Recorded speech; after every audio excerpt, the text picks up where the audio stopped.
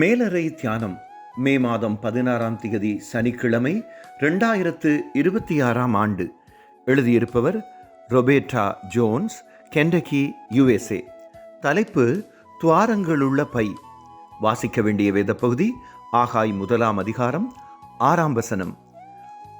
இன்றைய நாளுக்குரிய தியான வசனம் ஆகாய் 1ஆம் அதிகாரம் 6ஆம் வசனம். கூலியை சம்பாதிக்கிறவன் பொத்தலான பையிலே போடுகிறவனாய் அதை சம்பாதிக்கிறான். எனது தாத்தா கோதுமை விதைகளை வைத்திருந்த துணிப்பை இன்றும் என்னிடம் இருக்கிறது. எனது பாட்டி அன்புடன் ஒட்டு போட்டு தைத்த துணிப்பையாகும். எனது தாத்தாவும் பாட்டியும் கடின உழைப்பாளிகள். சிறிதளவு விதைகள் குறைந்தாலும் வருமானம் குறையும் என்பதை அறிவார்கள். பொத்தலான பை என்று ஆகாய் தீர்க்கதரிசி சொன்னதை விளங்கி இருக்கிறார்கள். ஆகாய் இழந்த விதைகளை பற்றி அல்ல, இழந்த ஆசீர்வாதங்களை பற்றி சொன்னார்.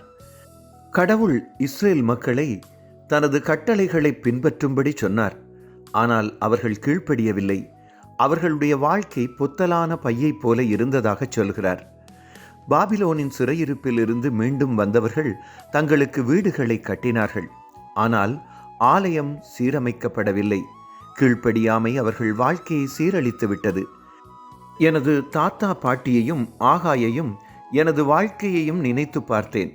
கடவுளின் வார்த்தையை நான் அசட்டை செய்தால் கடினமான சவால்களை எதிர்கொள்ள ஆயத்தமில்லாதவளாகி விடுவேன். எனது ஆவிக்குரிய பை பொத்தலாயிருந்தால் ஆசீர்வாதங்களை இழந்து விடுவேன். தாத்தாவின் பையை ஒட்டு போட்டு தைப்பதற்கு பாட்டி ஊசியை உபயோகித்தார். எனது ஆவிக்குரிய பொத்தல்களுக்கு வேத படிப்பு, ஜெபம், தியானம், பாவ அறிக்கை, கிறிஸ்தவ ஐக்கியம், ஆராதனை ஆகியவை தேவை. கடவுளின் துணையுடன் குறைவுகளை நிறைவாக்கலாம். ஆசீர்வாதங்கள் நிரம்பி வழியும். ஜெபம். அன்பான கடவுளே, நாம் கீழ்ப்படிந்து ஆசீர்வாதங்களை பெற்றுக்கொள்ள உதவி செய்யுங்கள். ஆமேன். இன்றைய நாளுக்குரிய சிந்தனை. கடவுளின் ஆசீர்வாதங்கள் சிறந்தவை. கர்த்தர் தரும் ஆசீர்வாதமும் அவரது பிரசன்னமும் பாதுகாப்பும் உங்கள் அனைவரோடும் கூட இருப்பதாக.